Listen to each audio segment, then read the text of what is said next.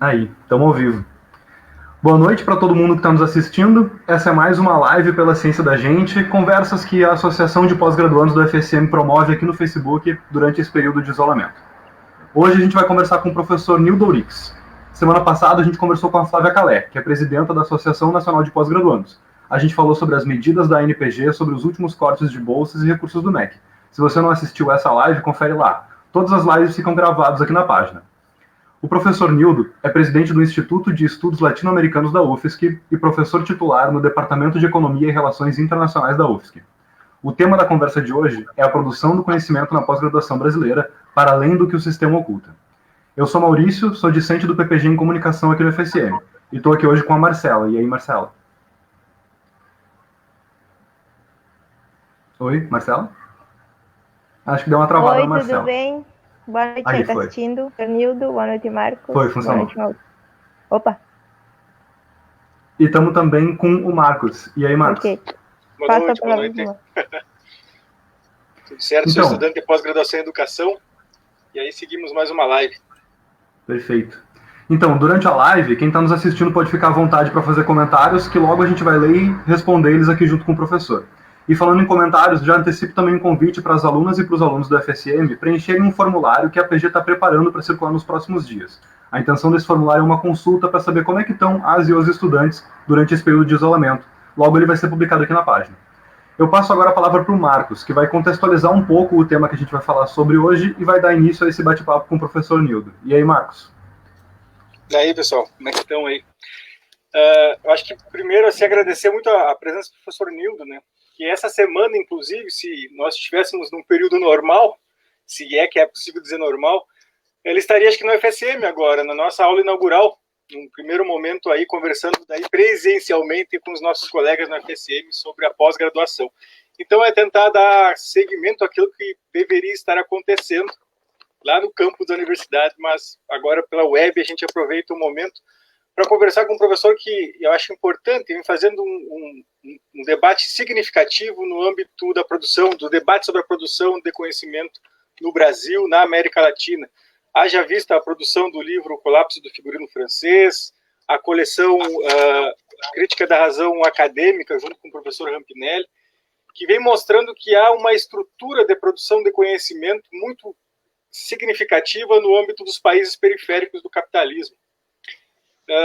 E a gente conversava ainda lá no início, quando a chapa começava a se formar, a importância que tinha do debate ser mais profundo sobre os limites que a gente enxerga da nossa universidade, os limites que a gente enxerga da pós-graduação. E a conversa de hoje é justamente para que a gente consiga ver além do que o sistema vem ocultando. E aí, para deixar bem encaminhada a conversa, a gente está acostumado a correr atrás da máquina. Por exemplo, o governo vai lá e corta as bolsas da pós-graduação.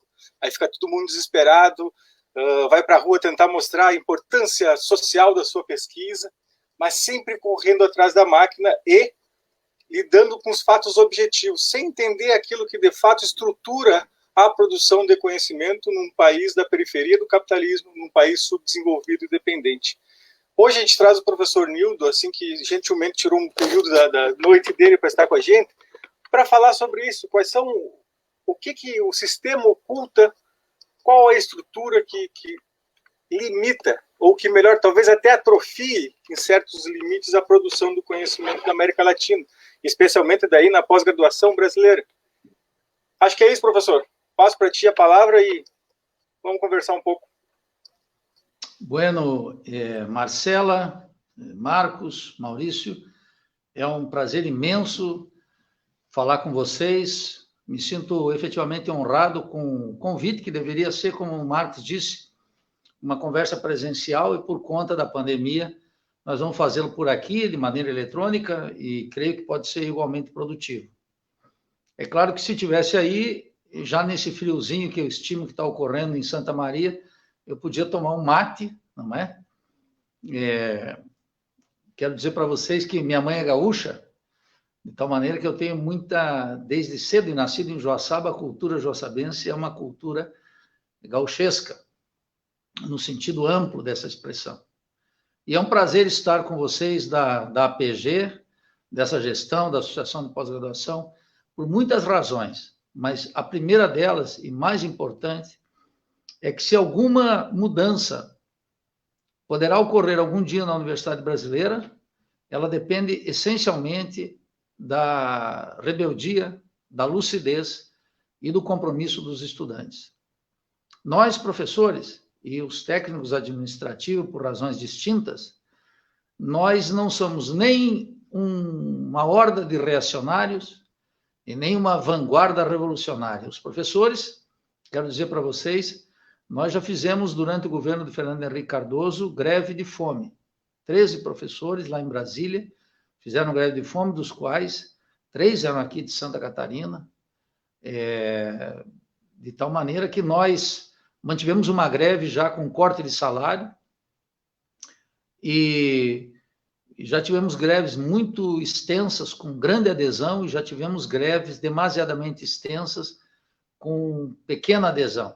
Isso é muito importante porque a memória histórica ela é decisiva para a gente pensar esse futuro que já chegou e que a universidade supunha que estaria isenta da guerra de classes que a burguesia brasileira determinou contra o nosso povo. Mas no semestre passado, no ano passado, vocês viram já os estudantes da pós-graduação com os cortes sistemáticos de bolsas e a universidade com o contingenciamento inicialmente, depois com a ofensiva do governo, as ameaças do governo no ensino de filosofia, sociologia, etc., e mais ainda nos cortes, né, que, diga-se de passagem, do orçamento para a educação, que começaram lá no governo Dilma, quando ela cortou 10 bilhões, quer dizer, não é brincadeira.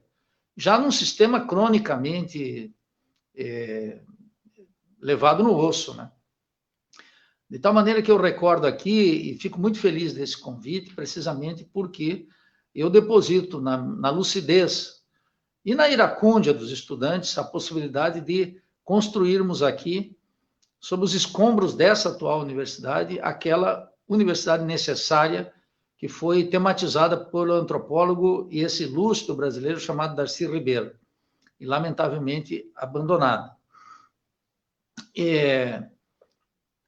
Eu teria que iniciar essa observação com algo que o Marcos disse aí. Quer dizer, logo que a gente sofre esses cortes, como vocês estudantes sofreram esses cortes de bolsa e tiveram a insegurança como uma companheira indesejável, indesejada, no momento talvez mais fundamental do mestrado, do doutorado, num processo de início de pesquisa, ou até mesmo num processo de conclusão de pesquisa. Imagine o que significa um estudante saber que não vai poder ou comer adequadamente, ou sequer pagar o quarto onde ele compartilha com outros estudantes. É verdadeiramente heróico a atuação dos estudantes. Então, mas o Marcos dizia, olha, quando ocorrem esses cortes, a universidade supunha durante muito tempo que nós não seríamos alcançados pela guerra de classe que a burguesia brasileira decretou sobre o nosso povo. E a Universidade Brasileira dormia até o semestre passado em berço esplêndido, especialmente pela absoluta irresponsabilidade, eu diria mais do que irresponsabilidade, da cumplicidade da Andifes e da maioria dos nossos reitores com a política oficial tocada pelo MEC. Não adianta eles fazerem declarações, o fato é que os reitores têm sido historicamente, mais do que gente que respeita o estatuto constitucional não regulamentado da autonomia, têm sido, na prática, figuras que viabilizam a castração dessa autonomia, a falta de exercício dessa. E o Marx dizia bem, logo que eu queria começar com esse fenômeno, logo que os cortes ocorrem, os pós-graduandos, os coordenadores de pesquisa, os coordenadores de pós-graduação já começam uma ofensiva para mostrar para o povo a importância da pesquisa científica e tecnológica.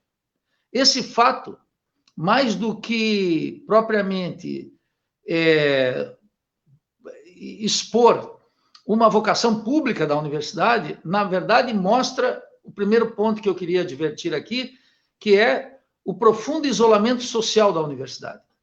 A universidade está fechada sobre si mesma, e quando os estudantes saem para provar, e aqui em Florianópolis teve ciência na praça, pesquisa na praça, todos esses mecanismos, de resto, uma tentativa, eu diria, infantil e no limite, uma cumplicidade com o sistema, mais do que qualquer coisa, e do que um esforço que pode ser de boa vontade, para além disso, mostra o quanto a universidade está socialmente isolada.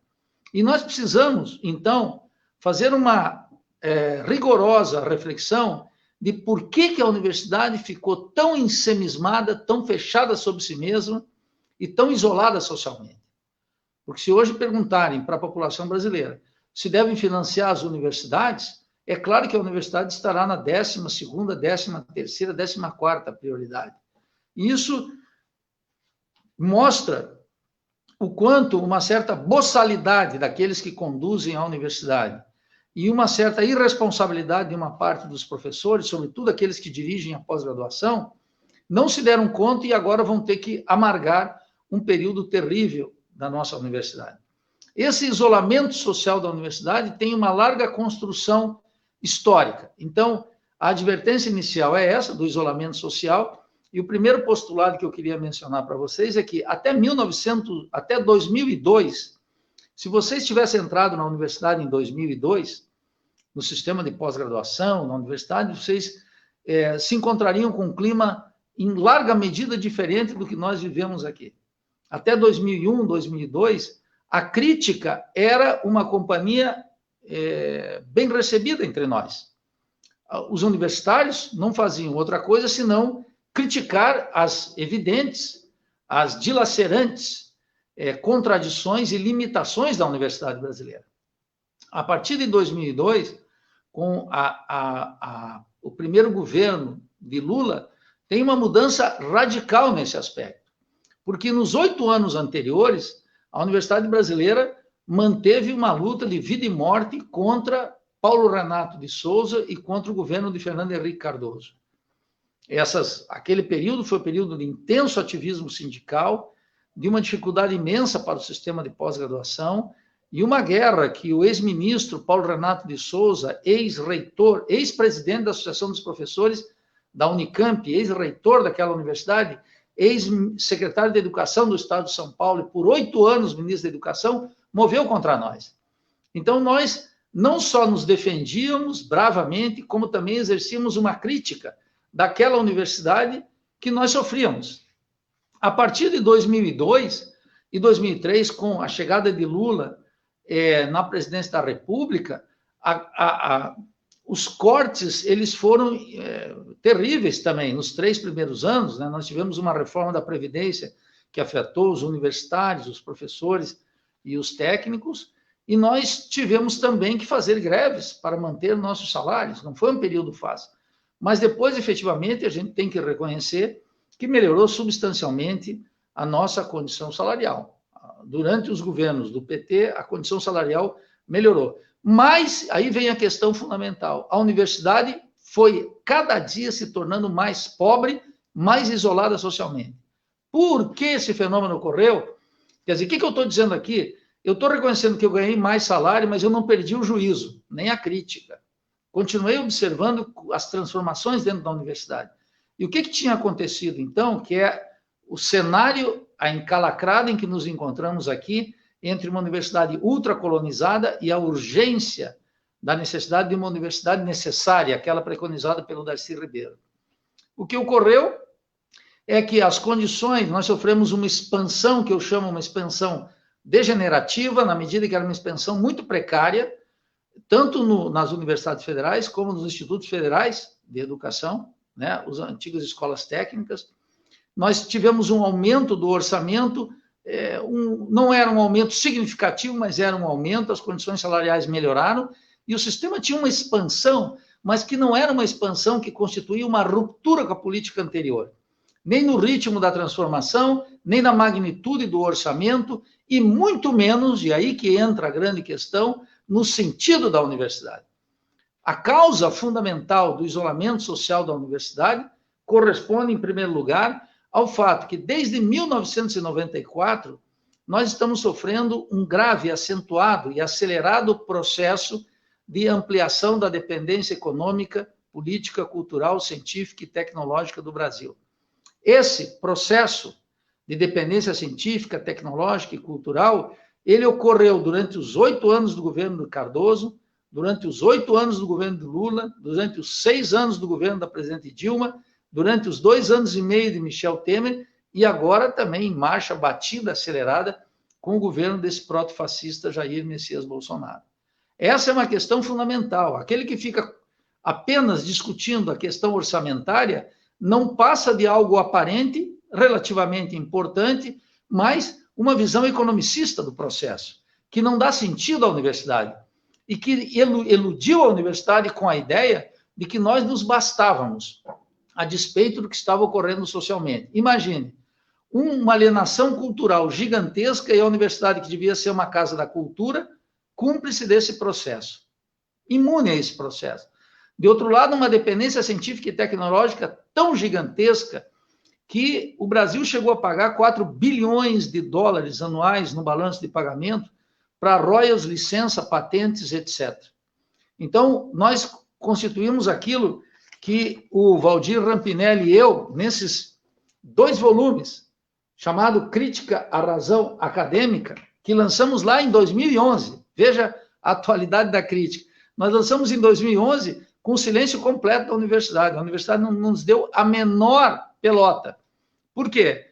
Porque a universidade estava ensimismada. Só que agora, precisamente nós estamos soltando agora, quando voltarem as atividades, o 3º tomo, ele já está quase concluído, precisamente para resgatar a importância da universidade dar um tratamento crítico para a sua existência. A partir de quem? A partir do ministro da Educação, das agências internacionais?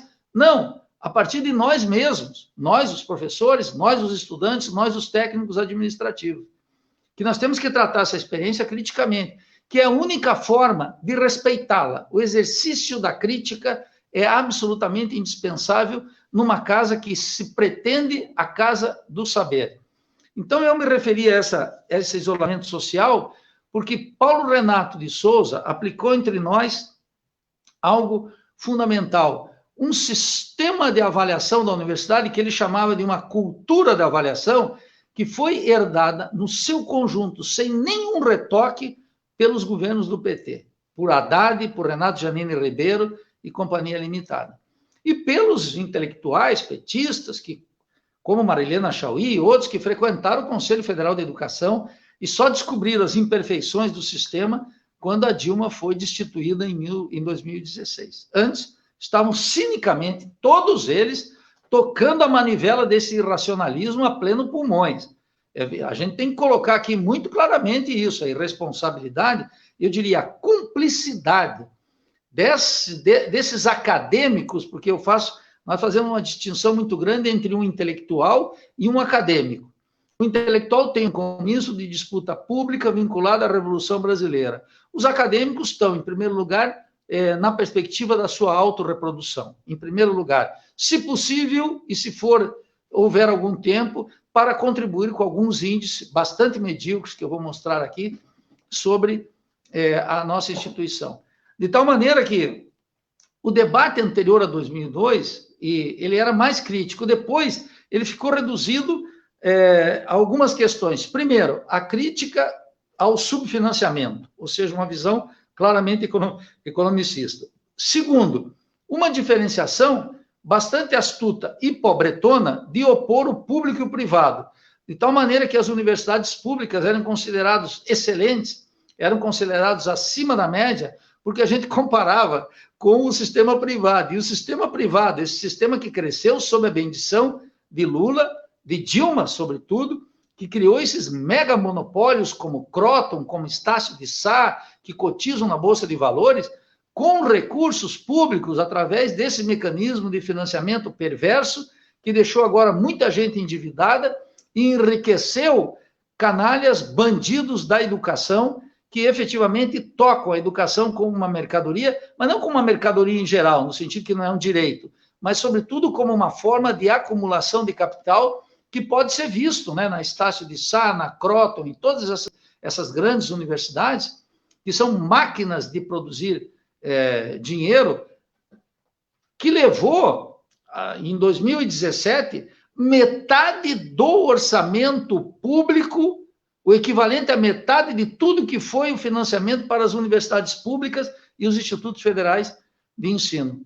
Você veja que não é brincadeira, eu quero que vocês atentem, aquele que está nos ouvindo, que verifique ano por ano como isso foi crescendo durante o governo Lula, explodiu durante o governo da Dilma, e era precisamente uma aliança dos governos do PT com esse setor privado que abocanhou, eu quero dizer, vocês podem checar as cifras, teve um ano que eu acho que provavelmente 2016 ou 2017, que o orçamento geral da educação era de 52 bilhões e o orçamento público destinado por FIES e essas outras formas de caridade católica rebaixada que enriquece o setor privado alcançou 26 bilhões. Quer dizer, a metade do orçamento público destinado para o setor privado. Então, nós tínhamos, primeiro, a denúncia economicista do orçamento cronicamente deficitário ou insuficiente para bancar os governos tucanos e depois os governos petistas naquela expansão precária. De outro lado, uma oposição entre o público e o privado que magnificava o público em relação ao privado. Por exemplo, em algo que diz respeito à pós-graduação e à graduação e à essência da universidade, que é a pesquisa. Quer dizer, a gente sabe que as universidades privadas não fazem pesquisa. Então, quando alguém aqui, o coordenador do teu curso de pós-graduação, de biologia, de física, de automação, de economia, de jornalismo e de educação, diz, olha, 80% ou 90% da pesquisa brasileira é feita nas universidades públicas, vale recordar a essa gente que as universidades privadas não estão aqui para fazer pesquisa, elas estão aqui para acumular dinheiro, e que seria muito fácil ser liberal à custa da Idade Média. Quer dizer, não dá para fazer essa comparação.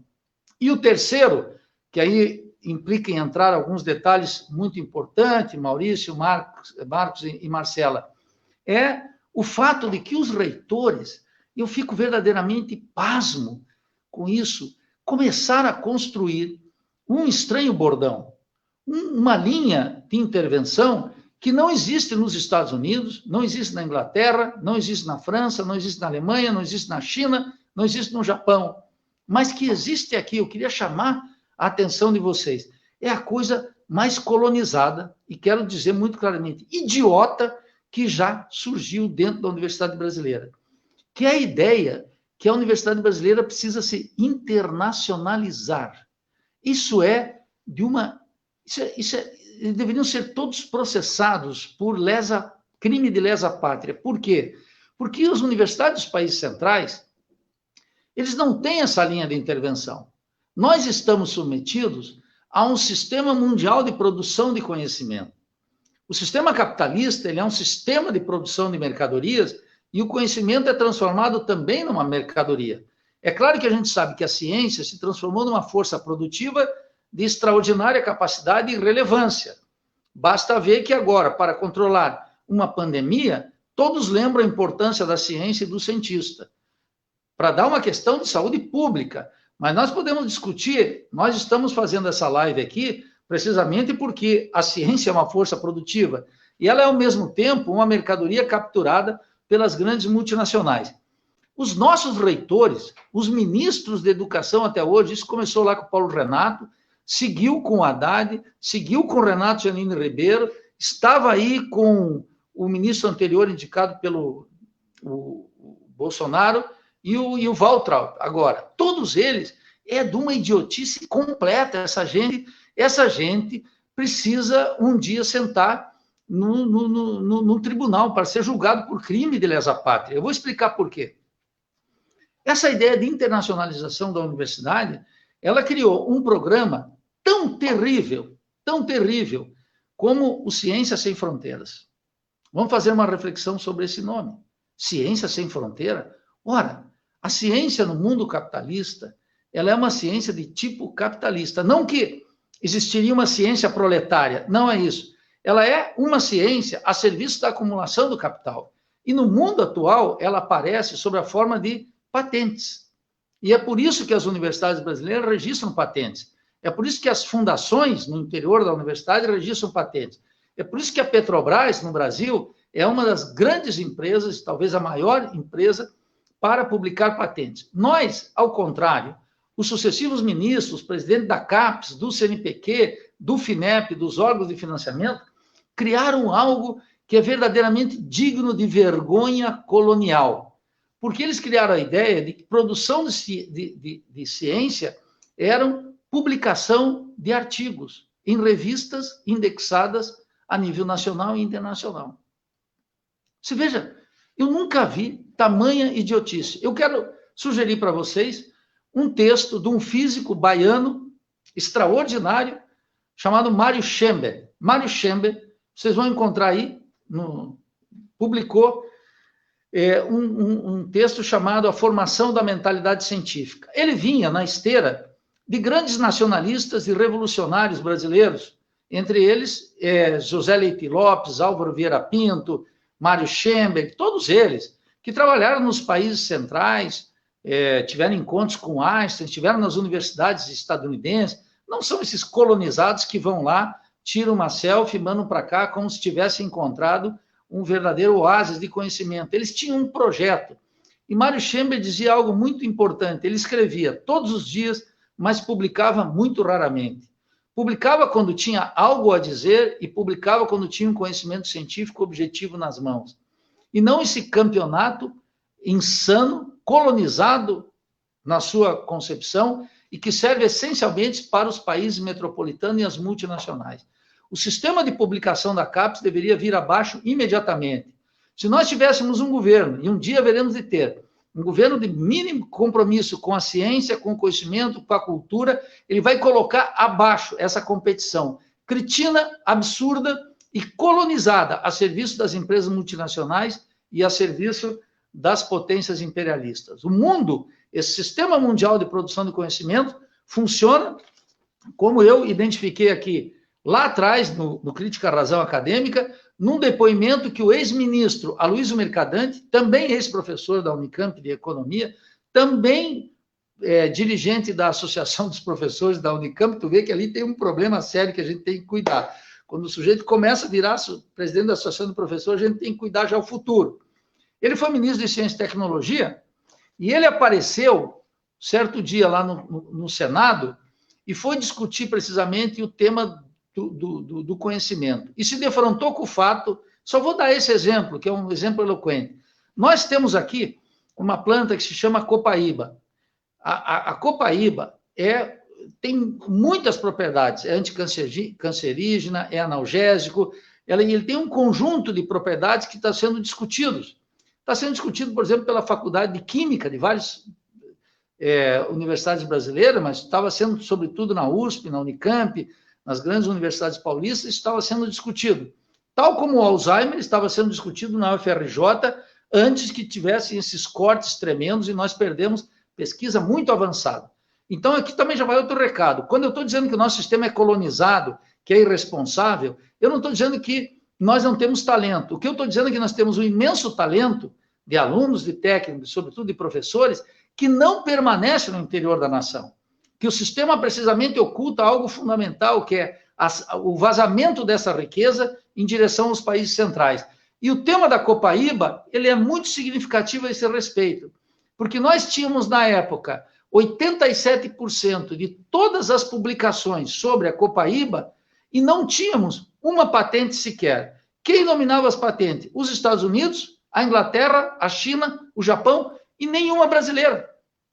Esse exemplo é eloquente do que nós fazemos. O professor vai lá para a Amazônia, vai lá para as áreas onde se encontra a copaíba, pega, faz laboratório, discute, faz das tripas coração, coloca um aluno de mestrado e doutorado no seu projeto, consegue uma bolsinha com a FAPESP, com a FAPESG, com a FAPESC aqui em Santa Catarina, coloca um aluno engenhoso e os alunos estão loucos pelo conhecimento, se destrebucham, estudam, têm uma intuição, são disciplinados e conseguem resultados extraordinários. O que o abobado do coordenador de pós-graduação faz?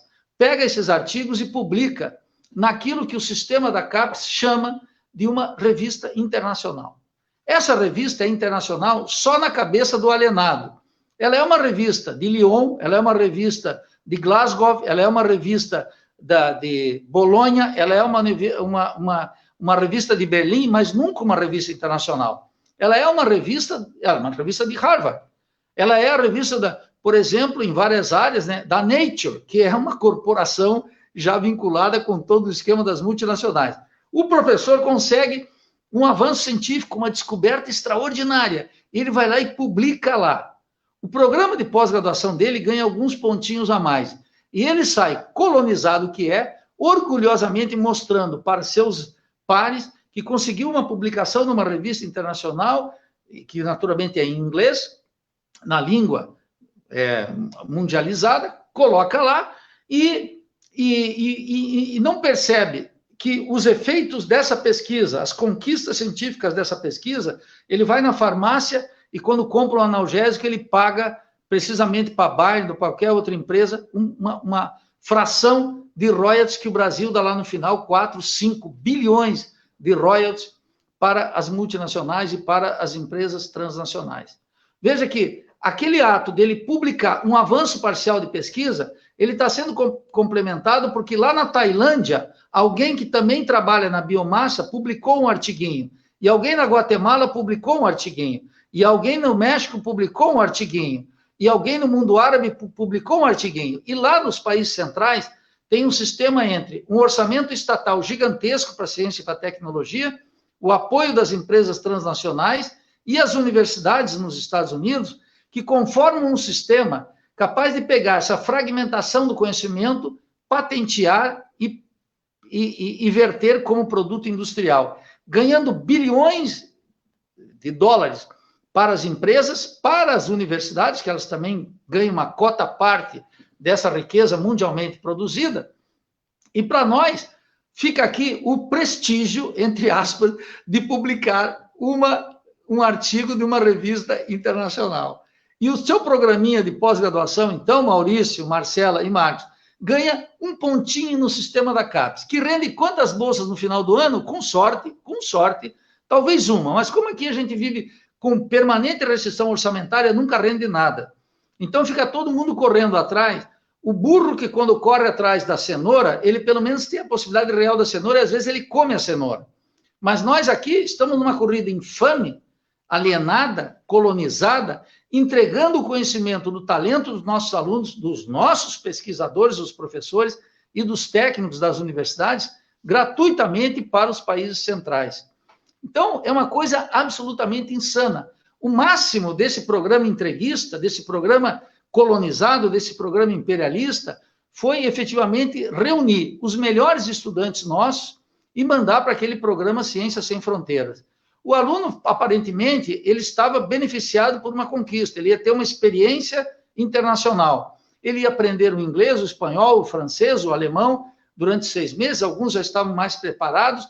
No momento, hoje, eu observo uma alteração muito clara. Eu dou aula aqui na Faculdade de Economia, no curso de Economia e Relações Internacionais, e no curso de manhã, quando eu chego lá e pergunto quem fala inglês hoje, 95% dos alunos da manhã falam inglês. À noite é diferente porque são os trabalhadores, é gente que rala o dia inteiro para terminar um curso de economia que não é fácil, é um curso que tem um ingresso fácil e tem uma reprovação muito elevada, porque tem teoria econômica, matemática, história, não é brincadeira, não.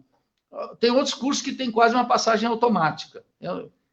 A gente teria que discutir isso. Então, eu vejo que os alunos já falam inglês. Por que eles já falam inglês? Porque eles já estão aí no YouTube vendo documentários e agora uma quantidade de expressões são em inglês. E é muito diferente da época em que eu comecei a estudar inglês, profundamente diferente. Os alunos já na faculdade, quando eles na faculdade, uma grande parcela já tem o domínio do idioma. Esse aluno vai para fora. Lá fora, ele começa com um conjunto de vinculações. Qual é a característica fundamental, por exemplo, do motor imperialista do mundo? Os Estados Unidos, e eu quero que vocês acompanhem sempre os dados, o Outlook, quer dizer, o relatório anual da Fundação Nacional de Ciência dos Estados Unidos, que é um relatório extraordinariamente importante, que dá um retrato da ciência nos Estados Unidos e no mundo, eles mostram algo muito significativo. Os Estados Unidos não produzem o número de técnicos, cientistas, técnicos em informática, em biologia, em química, em física, em matemática, nas áreas da ciência básica, nem nas áreas das ciências humanas, necessários para tocar aquela extraordinária máquina de produção de riqueza. Então, eles têm mecanismos para atrair essa força de trabalho. E é aquilo que no relatório aparece como fuga de cérebros. Quando agora se cortou, eu tenho um exemplo dramático, eu quero dar, a Universidade Federal do Rio de Janeiro tinha uma equipe, se eu não estou equivocado, de 5 cientistas, esse material está todo arquivado aqui para o próximo tomo do Crítica à Razão Acadêmica. Nós tínhamos lá 5 doutores que, quando cortou com o protofascista Bolsonaro os recursos, 3 deles, 2 foram para os Estados Unidos e 1 foi para o Canadá. Quer dizer, perdemos numa área que dá tremendo sofrimento humano, que é o Alzheimer, uma doença terrível, em que nós estávamos avançando vertiginosamente e esse grupo de pesquisa se destrói. Mas, a despeito do corte orçamentário, que é sempre terrível, o que nós temos que ver é que esses grupos não deveriam estar publicando em revistas internacionais, exceto em condições absolutamente excepcionais, com publicação, com controle de conhecimento, e jamais dá os nossos melhores estudantes de graça para um programa tão colonizado como foi Ciências Sem Fronteiras. Aparentemente, meus estimados, aquilo pode ser bom, porque o aluno se beneficia de uma experiência que de outra maneira ele não tinha, mas o país afunda. É tal como eu no governo Lula. Ganhava um bom salário, mas o país estava aprofundando na dependência científica e tecnológica. Eu vou dar um exemplo aqui, extraordinário, de uma figura que eu tenho 2 divergências com ele. O primeiro é o fato dele ser palmeirense, e o segundo é o fato dele ser petista. Mas ele é um extraordinário cientista, e eu acompanhei, comprei todos os seus livros, e se chama Miguel Nicoleles. Miguel Nicoleles conta nesse livro, Made in Macaíba, não é? Numa experiência que foi trazer ele, não para o eixo Rio-São Paulo, mas estabelecer lá no Rio Grande do Norte, lá no estado do norte do Brasil. Uma experiência extraordinária. Ele vinha da Universidade de Duke, nos Estados Unidos, e ele pegou uma grana lá, se eu não estou equivocado, $150 mil, autorizado pela universidade, naturalmente, veio para o Brasil e começou a montar lá no Rio Grande do Norte, inclusive selecionando alunos desde o primário, do secundário, etc., e trazendo para o projeto dele. E os resultados que ele mais visível foi, por exemplo, no Mundial de 2014 aqui no Brasil, quando o pontapé inicial da partida da seleção brasileira foi dado por alguém que tinha um grau, quer dizer, é para isso que é feito, né? Para combater, ele é um neurocirurgião, ele é um neurocientista, um dos mais aclamados no mundo, e ele precisamente está tentando superar esse imenso sofrimento humano daqueles que têm qualquer tipo de paralisia, sobretudo aqueles que têm paralisia em nível 3, que com uma vida muito limitada, e etc., e que traz uns grandes sofrimentos, e pessoas que são de extraordinária capacidade e que poderiam ter uma vida plena e não possuem. Esse trabalho do Nicoleles, ele veio para o Brasil. E ele veio para o Brasil, e esse movimento é que é importante. Esse movimento do Nicoleles não é um movimento originário. Eu vou dar um exemplo para vocês. O Montenegro, que era um aviador extraordinário, lá nos anos 50, ele organizou o Centro Tecnológico da Aeronáutica, e o ITA, o Instituto Tecnológico da Aeronáutica, foi trazendo a mesma coisa. O que o Montenegro fez? O Montenegro foi para os Estados Unidos e chegou lá no MIT, o MIT, o famoso MIT, que todo mundo alô. Ele foi lá e perguntou para o chefe de engenharia elétrica se ele tinha algum estudante, alguém que ele poderia mandar para cá, para fazer lá em São José dos Campos um Instituto Tecnológico da Aeronáutica. E aí, saiu, foi lá para Nova York, ele era um bom vivan, e foi para New Orleans, foi conhecer o jazz, e voltou para falar com o chefe do departamento. Quando ele chegou lá, ele disse, olha, o que você achou do meu projeto? E o doutor Smith, que é chamado assim doutor Smith, leu o projeto e disse para ele assim, olha, eu tenho gente. Aí ele falou, você tem gente, que bom, quem é? Ele falou, eu quero ir. E aí veio para cá o chefe do departamento de engenharia elétrica do MIT e trouxe para cá o vice-ministro de aviação dos Estados Unidos, que veio instituir, lá nos anos 50, o Instituto Tecnológico da Aeronáutica e o Centro Tecnológico, o CTA. Mas o que significa isso? Tal como o Nicoleles, que passou uma larga temporada nos Estados Unidos, não é o Ciência Sem Fronteira que nós devemos mandar para lá. Nós temos que trazer os grandes cientistas do mundo para cá. Vou dar um outro exemplo histórico.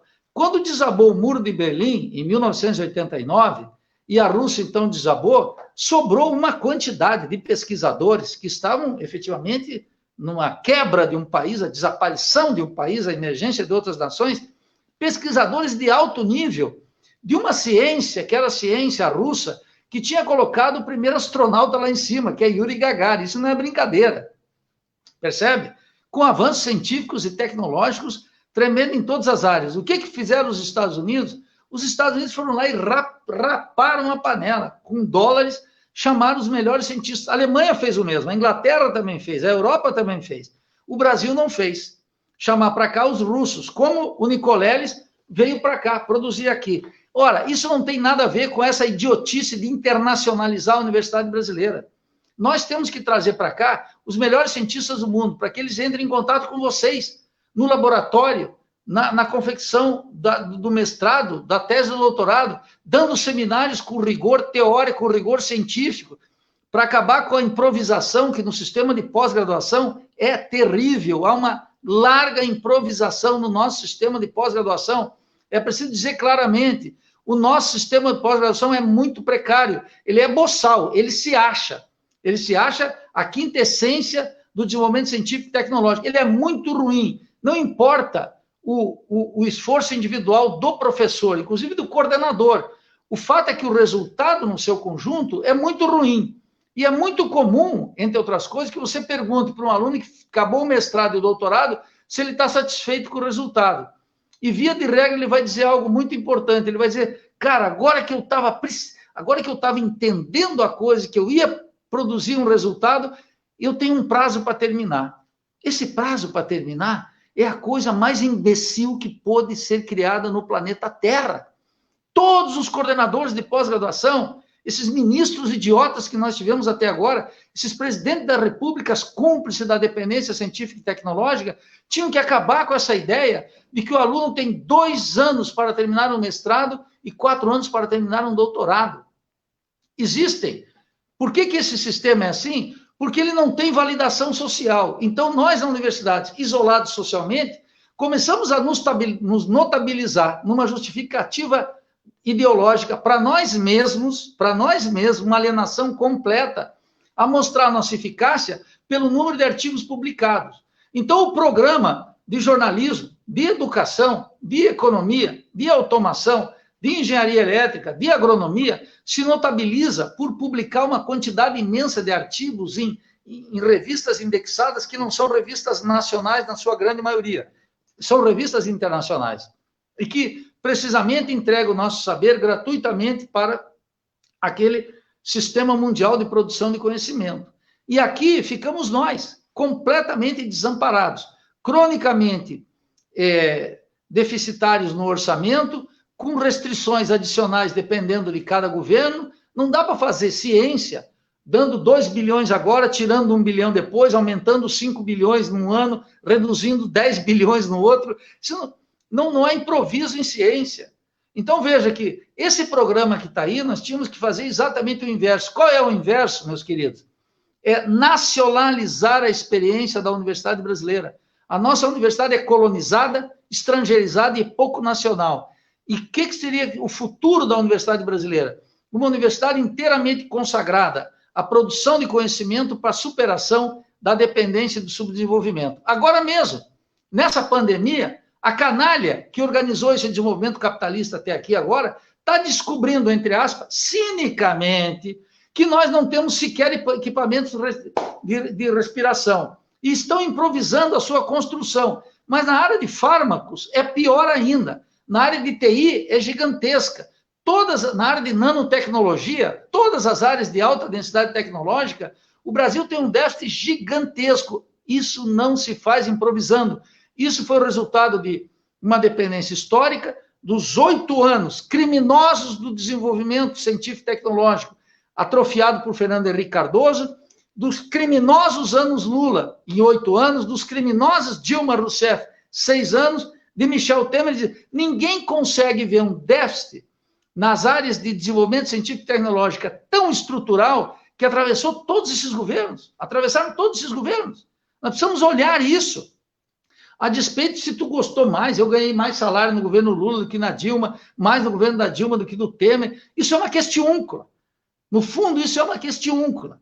Nós precisamos ter a clareza de que nós estamos colocados nesse sistema e que nós precisamos nacionalizar a ciência e a tecnologia e que nós precisamos colocar a universidade como uma casa da cultura e do saber brasileiro, e que não tem sentido estabelecer. Imagine se nós chegássemos para o Einstein, para o Zé Leite Lopes ou para o Mário Schemberg. Mário Schemberg, olha aí, na tua área de física, vamos fazer o seguinte, eu te dou aqui um dinheiro para você conseguir resultados em 2 anos.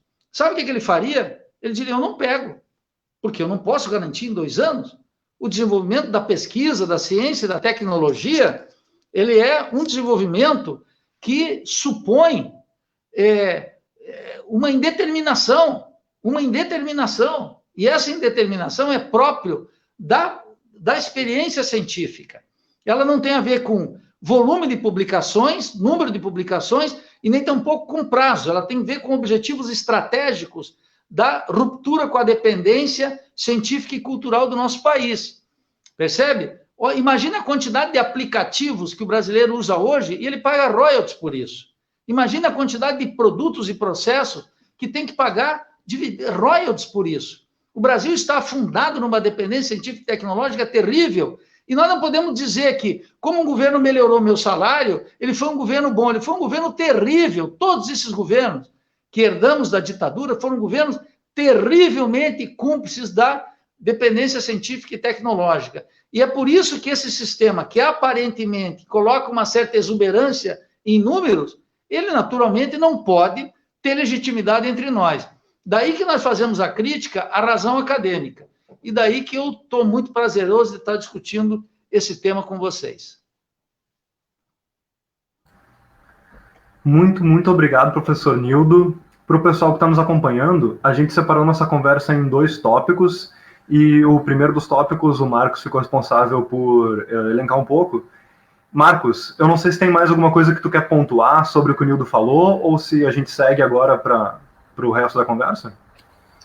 Não sei, talvez tu tenha alguma questão, porque eu ia seguir em alguns pontos ali que o professor tocou. Beleza, na verdade eu vou fazer um comentário e aí eu acho que na sequência tu pode seguir falando, Marcos, e depois a gente passa para o Nildo de novo, se a Marcela não tiver nada para comentar também. Eu ia mencionar, complementando o que o professor Nildo já falou sobre o Ciências Sem Fronteiras, sobre um dado que eu encontrei durante a minha pesquisa de dissertação. Eu pesquisei sobre comunicação científica, eu estudei algumas plataformas que a gente usa para divulgar os nossos artigos e para compartilhar eles, né? E um dado que me surpreendeu bastante de encontrar é que, no caso, eu estava fazendo essa pesquisa durante 2018, que foi justamente quando o governo cortou muitas bolsas de mestrado. E eu fui pesquisar sobre o orçamento da CAPES em relação a isso. O segundo maior gasto que a CAPES tem do seu orçamento é o gasto com o portal de periódicos. As bolsas correspondem a uma quantidade muito grande de dinheiro, com certeza, mas o segundo maior é o portal de periódicos, que em 2018... Você lembra os valores? Você lembra os valores, Maurício? Sim. Em 2018, que é o dado que eu trouxe, foram 400 milhões para o portal de periódicos, referente a coisa entre 10% e 15% do orçamento total da CAPES. E é uma questão interessante porque foi uma reflexão que foi colocada junto da minha orientadora, a professora Ada Cristina Silveira, e de uma das membros da banca, a professora Tayane de Oliveira, da UFF, excelentes pesquisadoras sobre o assunto, que foi trazido esse dado que é uma dinâmica exatamente como o professor colocou. A gente paga 400 milhões por ano para acessar os periódicos que são publicados com acesso fechado do exterior. No entanto, a política que a gente tem é a política do acesso aberto. Os nossos artigos têm que ser publicados com acesso aberto, SciELO e coisas assim. Então, esse mesmo dado que o Nildo identifica no Ciências Sem Fronteiras, por exemplo, se repete em várias outras coisas. No caso, eu encontrei também na minha pesquisa, e é um dado recorrente, né? Essa questão de dependência e de uma subserviência do nosso comportamento acadêmico, digamos assim, né? Eu queria passar para o Marcos falar um pouco mais sobre, talvez. Não sei se chega a ser uma pergunta, mas é para aprofundar um tema que eu acho que é importante para nós que estamos na frente de uma instituição de representação dos colegas da pós-graduação, né? Porque quando a gente olha, por exemplo, um país como o nosso, que tem o professor fala em balança comercial, e eu que sou da filosofia quase não entendo nada de economia, mas mesmo a pessoa que não entende nada, ao olhar a balança de pagamento, se assusta com o que o país importa e com aquilo que exporta, com a desigualdade que há entre importação e exportação. E aí eu penso, a gente exporta muito, por exemplo, agrícolas, produtos agrícolas. E qualquer pessoa que vá olhar um trator que produz, que ara a terra, ou que puxa um implemento e planta semente, ou bota adubo, ele é um New Holland, ou ele é um trator estrangeiro. Tecnologia importada naquela produção de matérias-primas de agricultura. Só chama atenção a isso, como que, de fato, ao entrar num sistema de pós-graduação, por exemplo, o estudante se vê colocado nesse jogo. Tu entra ali, primeiro que muitas vezes a gente sabe que a dificuldade que é tudo que implica entrar numa pós-graduação, e quando tu entra, tu te vê preso naquele sistema que está posto ali, e que sozinho, individualmente, ir contra ele, por vezes é suicídio. Eu digo isso porque teve um colega que escreveu uma mensagem agora mais ou menos nesse sentido. E isso acaba sendo um problema, porque o estudante tem prazos, tem tempo, tem todo esse sistema que foi dito, que o Maurício muito bem apresenta ali. Mas o grosso da produção brasileira é quem, de fato, amarra tudo, amarra esse processo e dá ordem para ele se reproduzir. Eu acho que era importante, talvez, o professor falar nesse sentido, assim, como que fica essa estrutura que o estudante chega e se enxerga nela e diz assim, eu tenho que sair, porque em grande medida também é por busca de salário, de emprego que a pessoa faz a pós-graduação no Brasil. Como que o estudante, qual é as possibilidades de organização, talvez, que impliquem nisso, nessa questão individual do estudante, né? O Nildo acabou de sair, inclusive. Para te complementar, vamos esperar o Nildo voltar, então. Sim. Sim, para complementar essa tua fala, Marco. Peço desculpas para o pessoal aí nos acompanhando. Aí. Tudo certo, Marcos. Acho que a Marcela complementa isso. Claro. Sim, queria complementar essa fala do Marcos. Tipo, eu sou formada em outro curso. Muitas coisas eu não tenho conhecimento, eu sei dos limites da minha formação. E aí isso se percebe na cultura da pós-graduação, da relação com colegas, o que se cria, essa competição, esse universo escalonado, né? Que a gente muito se fala, né, de saúde mental nesse meio. A gente vê muito essa sofrência, assim, de certo modo, na pós-graduação, essa lamúria, assim, que eu acho que está totalmente ligada a esses pontos, essa competição contínua de como que se dá esse universo da pós-graduação e para se manter nele, para quem almeja ter um doutorado, um mestrado, que muitas vezes vai para esse lado, é só por um título, por vezes, isso eu estou falando bem do que eu percebo às vezes, e realmente a pesquisa, de fato, ela vai ficando de segundo plano, porque as pessoas procuram sempre essa questão de viver melhor e tal, e esse é um discurso bem comum, assim, que acaba caindo na reprodução, né, de certo modo. Eu acho que o que a Marcela está mencionando, do sofrimento psíquico, ele é um sofrimento psíquico que está determinado socialmente, quer dizer, a quantidade de gente que toma Rivotril todas as noites e um conjunto de drogas no Brasil, o consumo desse tipo de drogas no Brasil é um consumo estendido socialmente. Dentro da universidade, nós teríamos que esperar, como você está mencionando, Marcela, talvez ter um espaço em que as pessoas pudessem respirar. Mas aqui a manivela da loucura é tocada com igual sentimento de crueldade, é orientado por uma crueldade. E, claro, como cada professor tem que pontuar para não ser descredenciado do programa, e todo aluno tem que terminar sua pesquisa, porque ele só tem 24 meses de financiamento de bolsa, é claro que ele está mais angustiado ainda, já quando está no sexto, quando ele está no sexto mês, ele já está pensando que ele vai ter que terminar a pesquisa, ele já tem que fazer os créditos, mais a organização institucional que organiza para a pesquisa, mas dá uma quantidade de créditos tremendo.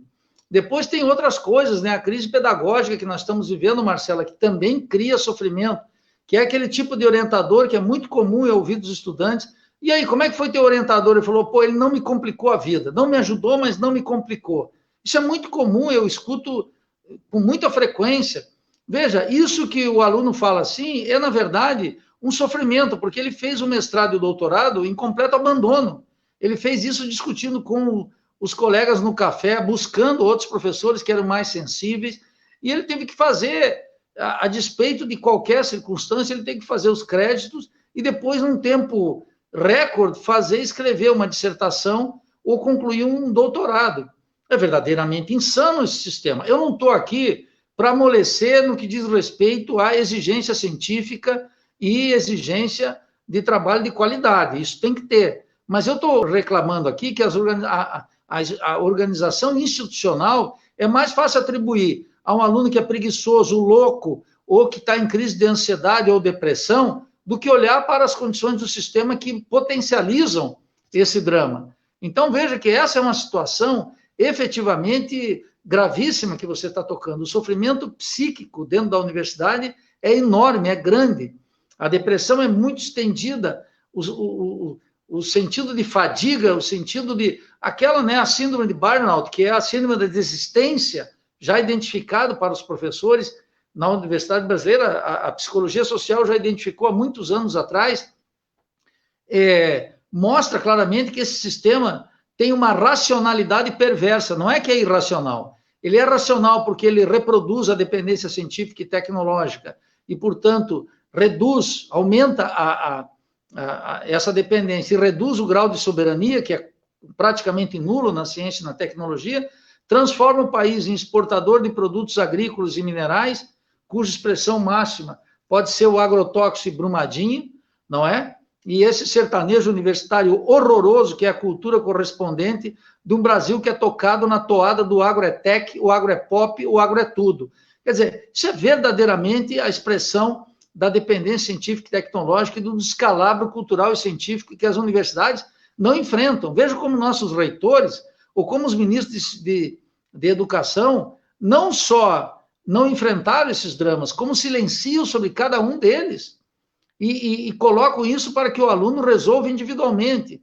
Então, o aluno que está numa fase já de experiência, mais profissional, maduro na pós-graduação, que já está se afastando da família, que precisamente não quer voltar para a barra da saia da mãe ou do pai para buscar um arrego familiar, mas quer se afirmar como indivíduo, como sujeito autônomo, que é o que a vida está pedindo, ele, por restrições orçamentárias, pelo clima científico e cultural rebaixado que ele encontra na família e no reforço da família o único que pode efetivamente acolher seu sofrimento. Ocorre uma regressão psicossocial muito grande aí, muito grande. Então, veja que todas essas questões estão implicadas, a universidade precisa discutir isso. E eu digo, Marcela, que ou vocês tematizam isso, ou isso não vai mudar, porque nós, professores, a grande maioria dos professores, quando eu digo a maioria aqui, não é que não tem outras almas, eu sei que tem, nós mesmos, Rampinelli e tantos outros que eu conheço, mas a maioria dos professores já tem sua vida resolvida, nós somos professores, não queremos sair daqui. Agora, não é a situação dos alunos, e não é a situação do país. Quando eu entrei na universidade em 1995, o mundo era outro. O mundo que vocês estão encontrando agora do mercado de trabalho é completamente diverso. E a grande maioria daqueles que terminam o mestrado e doutorado sequer podem pagar um aluguel. E não podem ter nem uma vida sexual ativa, porque não tem um lugar para compartilhar uma vida em comum, um amor em comum, nada. É terrível, as restrições são desse tamanho. Como tem uma outra coisa que você mencionou, o clima de concorrência entre os alunos é mas eu queria agregar algo, Marcela, que é o fato de que a pós-graduação dá muito seminário, e seminário é uma forma de não ter um rigor científico e tecnológico, e um rigor científico e uma educação científica. Você veja que a direita brasileira, ela está nadando de braçada contra nós, porque ela acusa o nosso sistema de não ter uma educação científica, e em larga medida é verdade, isso é verdadeiro. É claro que a saída que esse governo fascista quer dar é muito pior, é muito obscurantista. Mas eu quero dizer claramente aqui, eu não defendo a atual universidade precisa desaparecer. Eu não quero que privatizem essa universidade. Eu não quero que a torne mais mercantilizada. Mas essa universidade, tal como está, ela é indefensável. E nós não podemos ficar na defesa dela, porque a maior parte dos alunos da graduação, e da pós-graduação não estão contentes com essa universidade. E só adotam essa universidade quando são ameaçados de uma regressão. Mas isso não é a nossa fronteira. Isso não pode ser a nossa fronteira. A nossa fronteira tem que ser a superação da dependência, do subdesenvolvimento, tem que ser uma ruptura com tudo isso que está aí. Então, eu acho muito importante essa tematização do sofrimento psíquico dentro da universidade, porque ele é muito estendido, muito grave, e ele é, via de regra, Marcela, oculto também. Ninguém fala dele. Todo mundo diz assim, não, tem mais um louco entre nós. Tem mais um ali que se suicidou. Tem mais um ali que desistiu. E os coordenadores de pós-graduação, e o reitor, e o pró-reitor de pesquisa e pós-graduação, ficam observando isso como um rating, como uma performance. Ele não fica vendo os dramas de milhares de jovens que poderiam ser ultraprodutivos para o desenvolvimento científico, tecnológico e cultural do país, e ele joga numa individualização da responsabilidade e não assumir institucionalmente a responsabilidade por um sistema que é entreguista, que é alienante, desnacional e completamente integrado a esse sistema mundial de produção de conhecimento. Precisa cair. Eu acho que eu pego uma parte assim, professor, para chamar uma outra questão também. Porque a gente olha esse sofrimento psíquico e ele é estrutural. Eu sempre brinco, inclusive, quando a gente reúne, que o sofrimento psíquico ele é do meu vizinho, que é pedreiro, ao dono do mercadinho da esquina, a nós na pós-graduação. Então, é uma questão estrutural profunda que tem que ser levado muito a sério. E que não é dentro da universidade, num nicho que parece que nós ali vamos viver um lugar de livre pensamento. Pelo contrário, a gente sabe muito bem que isso é complexo. Mas um outro ponto, talvez o mais importante, é pensar o seguinte: eu vejo, agora a gente está dentro da APG, mas eu milito no movimento estudantil desde 2008, quando entrei na universidade, lá no técnico em agropecuária ainda. E eu sempre vi um distanciamento, tirando aquele estudante militante que se envolvia com o movimento estudantil, mas sempre um distanciamento muito grande, pelo menos no período que eu estou na universidade, mas a gente vê que nem sempre foi assim, por exemplo, com a UNE, um distanciamento muito grande do DCE para a massa dos estudantes, do DCE e da APG para a massa da pós-graduação. A gente for ver a nós aqui, a gestão se formou pelo desespero, o DP vai fechar a associação de pós-graduação do FSM se uma chapa não se colocar agora. Ou seja, há sempre um distanciamento. E eu ouço muita gente falar em crise de identidade, crise de representação, sabe? Mas acho que é importante pensar sobre o movimento estudantil, quais os erros que vêm se reproduzindo dentro do movimento estudantil, por vezes ligados a uma estrutura partidária, eleitoral, que obviamente tem sua necessidade em alguma conjuntura, mas em grande medida acaba reproduzindo o que há de mais perverso no âmbito das eleições, no âmbito da disputa por vaga em CONUNE e tudo mais, e que acaba afastando a maior parte dos estudantes de um debate sério, político, sobre a universidade. E aí eu queria só chamar a atenção nossa aqui a isso. Como que se dá essa relação entre as estruturas de representação, lá o DCE, a UNE, a ANPG, a gente conversou semana passada com a presidente da ANPG, nós da APG, com esse distanciamento dos estudantes que sabem que ao se formar, o que espera ao estudante formado na pós-graduação, por exemplo, e eu falo pessoalmente, é o desemprego logo à frente. Então, são questões que me parece que estão passando ao largo, longe do debate da pós-graduação, do debate da graduação, em vista dos representantes discentes em DCE, UNE e tudo mais. Olha, eu acho que tem uma mudança aí importantíssima em perspectiva, Marcos. Em perspectiva, há uma mudança. Quando eu disse que o clima mudou de 2002, 2003 para cá, é que o movimento estudantil, antes disso, era um movimento contestatório. O que entrou? O que os governos do PT introduziram? Introduziram uma ideia muito perigosa, e eu diria nociva. A ideia de que a universidade deveria produzir, a expressão é horrorosa, ela gosta de simpatia, mas eu não estou aqui para adorar a pílula, deveria produzir inclusão social.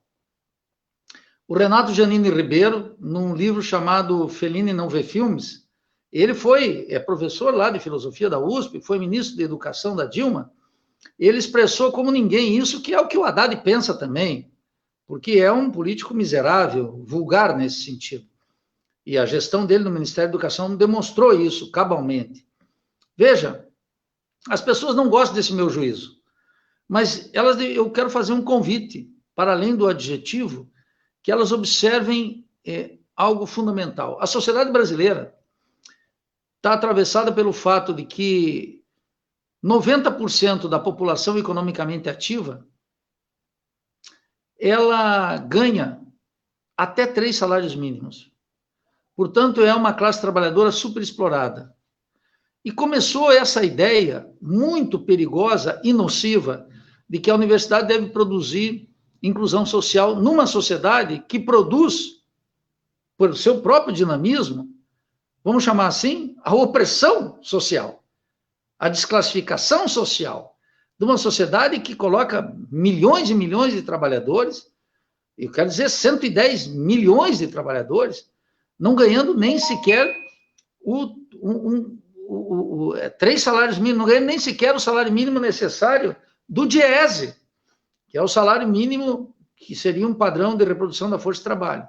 Vou dar um dado para vocês, essa política que a UNE reproduz, que os DCEs reproduzem, que as uniões estaduais reproduzem, e que, de maneira geral, as pós-graduações, as associações também reproduzem, a sociedade científica, a SBPC, é um escândalo que a SBPC faz. A inocência da SBPC diante desse tema da universidade necessária é verdadeiramente um contraste com a SBPC que existia durante a luta contra a ditadura. Há uma regressão intelectual e política gigantesca das sociedades científicas, muito grande. Então, é muito acentuado, isso se vê em todas elas. As sociedades científicas se transformaram em trampolins para galgar prestígio junto ao gabinete do ministro e aos comitês de análise da CAPES e abocanhar bolsas, projetos eventualmente internacionais, que são uma espécie de colaboração que favorece os países metropolitanos. É isso que está funcionando. Veja, nós podemos viajar pelo mundo sem ser vassalo deles. Não é preciso se entregar para o imperialismo estadunidense, para as potências, para as multinacionais, para visitar um país central, discutir, participar de congressos, nada disso é necessário. Então, essa servidão voluntária, né, típica do século XVII, ela tem que ser revisada drasticamente. Mas essa ideia muito perigosa da universidade como inclusão social, ela tem que ser combatida entre nós. Por quê? Eu vou dar os dados hoje, que são os dados da Andifes. E veja que está na presidência da Andifes um reitor com a qual eu tenho grande estima, é um filósofo, que é o João Carlos Salles, o reitor da Universidade Federal da Bahia.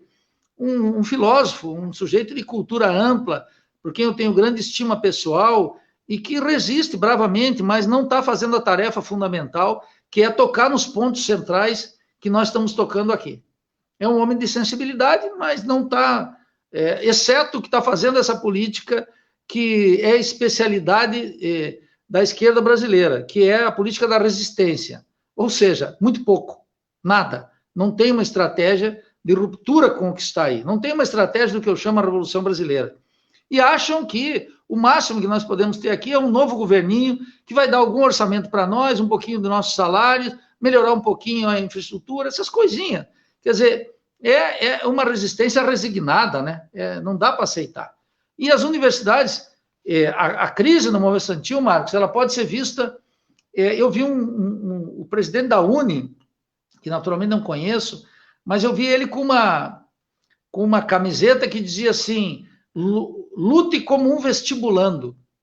Então eu fiquei pasmo, porque a União Nacional dos Estudantes validando o vestibular. Agora, tem uma outra forma de validar o vestibular, que é o sistema de ações afirmativas, as cotas. Eu sou crítico. Por quê? E vou dar um exemplo disso agora, os dados todos favorecem. Eu fui muito criticado. Nildo, como é que tu é crítico das cotas? Falei, claro, primeiro sou crítico, como o Maurício falou aqui, da meritocracia. Esse que o presidente da UNE usa a camiseta dizendo lute como um vestibulando. Quer dizer, isso aí já significa a incorporação da entidade dos estudantis dentro da baleia, como diria George Orwell, dentro do sistema. Isso é inaceitável, inaceitável. Mas é assim que funciona. Por quê? Claro, Marcos, por uma partidarização completa. A UNE não representa os estudantes. Essa que é a verdade. E um conjunto, e vocês mesmos viram, que vocês tiveram, a associação de pós-graduação teve um despertar, sobretudo por causa do corte das bolsas. Não foi por um apelo científico, não foi por uma politização cultural dos estudantes, não foi por um processo de autoemancipação intelectual dos estudantes de pós-graduação em rebeldia contra o sistema. Era apenas o estômago falando, não era ainda, digamos assim, o espírito falando. Então, essa é uma questão essencial, a gente tem que tratar os problemas. Nós temos que tratar os problemas claramente. Nós temos que... Não adianta... Não, veja, é importante, porque teve uma rebeldia, nós fizemos grandes passeos. Eu estava marchando aqui, eu saí em Florianópolis com todo mundo. Mas eu vi toda a burocracia universitária e pró-reitores marchando comigo. Porque agora eles precisam do nosso protesto para ter orçamento, para administrar essa universidade miserável que nós temos. Essa universidade com a qual eu me indigno, que eu sou contra essa universidade. Mas eu não quero a regressão desse protofascista. Mas eu não quero essa ordem constituída, porque ela é nociva para o país. Então, veja o que aconteceu. Fizeram todo esse sistema aí, de cotas, etc. Eu fui observando os dados, porque em 1982, no século passado, eu fui presidente do DCE aqui. E dirigimos uma grande greve. E eu fui ver o governo queria instituir uma coisa simples. A figura do carente e do não carente na universidade. E o não carente, então, teria que pagar o RU, o restaurante universitário. E nós, então, fizemos uma grande fogueira em frente à reitoria, queimamos os formulários e impedimos essa distinção. Depois começou a entrar o esquema do carente por outra porta, não pelo moralismo oportunista de direita, mas pelo moralismo católico da esquerda, que é a ideia de que nós podemos fazer na universidade justiça social. Veja, as cotas podem beneficiar uma parte dos negros e de uma população que de outra forma não entraria na universidade? Sim, objetivamente. Ela redime a questão racial no Brasil? Não! Eu vou dar os dados agora. Eu fui ver agora hoje. 50,2%, meus estimados camaradas, de todos os estudantes das universidades federais e dos institutos federais de ensino superior são negros e pardos. Segundo o IBGE, 60,2% da nossa população é negra e parda. Quase chegamos lá. Se eu não estou equivocado, 54% dos universitários brasileiros são mulheres. São a ampla maioria. Isso é uma tendência que está há muito tempo. Isso já começou há muito tempo. Tem a ver com a feminização do mercado de trabalho. Não tem a ver com cotas, tem a ver com uma estrutura do emprego e do desenvolvimento capitalista em geral. Então, veja o seguinte, isso já está consolidado. Aí eu fui ver os números da Andifes. A Andifes, hein? A Uni, Marcos, não chega nem aí aos pés ainda, porque é um aparelho do PCdoB. Só estão preocupados com isso. Então, qual é o tema aqui? O tema aqui é que 60,2%, repito, 60,2% de todos os estudantes das universidades federais e dos institutos federais de ensino, os IFES, o que acontece com eles? Provém de famílias que recebem até um salário mínimo e meio. 70,2%. Agora tem mais o seguinte, tem mais 17,6% que provém de famílias que ganham até 3 salários mínimos. Quem está na universidade brasileira? A classe trabalhadora. Não importa se mulher, se negra, se favelada, é a classe trabalhadora que está. Então, são 87,8%. E eu lembrei da minha época de presidência do DCE aqui. Era basicamente a mesma estrutura. A direita, o que dizia? Na minha época de estudante, olhem, os pátios estão cheios de carro, tem que cobrar a mensalidade de quem pode. E quando nós ia ver o levantamento socioeconômico do vestibular, a gente via que quem estava na universidade pública eram os trabalhadores. Mas a estrutura da universidade privada é tão agressiva que a universidade parece até um luxo, a universidade privada, a pública. Então, veja, já está dentro da universidade brasileira a classe trabalhadora. Agora nós vamos fazer o quê? Aí eu fui ver um outro dado. Quanto por cento da população de 18 a 24 anos que deveria estar na universidade não está? Quanto por cento? São 24 milhões. 50,2% dá mais ou menos 12 milhões de negros e pardos que ficam fora da universidade. Qual é o discurso da UNE, da Associação Nacional de Pós-Graduação, para esses 14 milhões que ficam fora da universidade? O que dizer para eles? Nada. Os estudantes ficam aqui internamente, lutando por condições de permanência para uma minúscula parte que já está na universidade e já é proletarizada. Em nome de quê? Em nome da caridade católica. Em nome de quê? Horrorosa de inclusão social. Eu quero terminar com vocês com o seguinte dado. Eu vivi no México muitos anos, vivi na Argentina, conheço o sistema uruguaio, conheço o sistema cubano. Tanto o México quanto a Argentina não possuem vestibular, Maurício. Sabia, Marcelo? Nós não temos vestibular lá. Lá é um ingresso universal. Com restrições, agora sim, historicamente, nós nunca tivemos uma universidade de massa aqui, mas a Argentina tem, o México tem. Qual é a diferença entre o México e a Argentina e nós? Nenhuma, somos 3 países pobretões, subdesenvolvidos, dependentes, com as mesmas características. E o Brasil cada vez mais assemelhado a eles do que eles a nós. A renda da terra e a renda petroleira é tão importante na Argentina quanto no México. E agora a renda da terra e a renda petroleira é tão importante para o Brasil, porque a indústria paulista, o orgulho burguês lá da USP, da Unicamp, acabou. Deixaram eles órfãos. Essa que é a questão. Então, veja, nós tínhamos que ter aqui um ingresso universal. Um ingresso universal, como na Faculdade de Medicina da UBA, como na Faculdade de Medicina da UNAM, com um sistema de preparatórias, etc., que vem medindo dele lá de baixo, e que não é um vestibular. Agora, a UNE coloca a camisinha, o presidente da UNE, que é um inocente total, um alienado completo, lute como um vestibulando. Como é que eu vou fazer isso? Como é que pode isso? A que grau de aparelhismo, de inocência, e eu diria, de grotesca imbecilidade chegamos? Por que a UNE, a Associação Nacional, não lutou pelo ingresso universal? Sabe por quê? Porque estava comprometido com os governos petistas que não poderiam dar mais do que eles supunham que poderiam dar. Aquilo que o Lula disse miseravelmente e cinicamente na Alemanha, há cerca de 2 meses atrás, que pobre se contenta com muito pouco, rico é que não. E ele fez aquela política social de migalhas, migalhas. Migalhas na educação, migalhas na saúde, migalhas na luz para todos, migalha no programa habitacional, migalhas.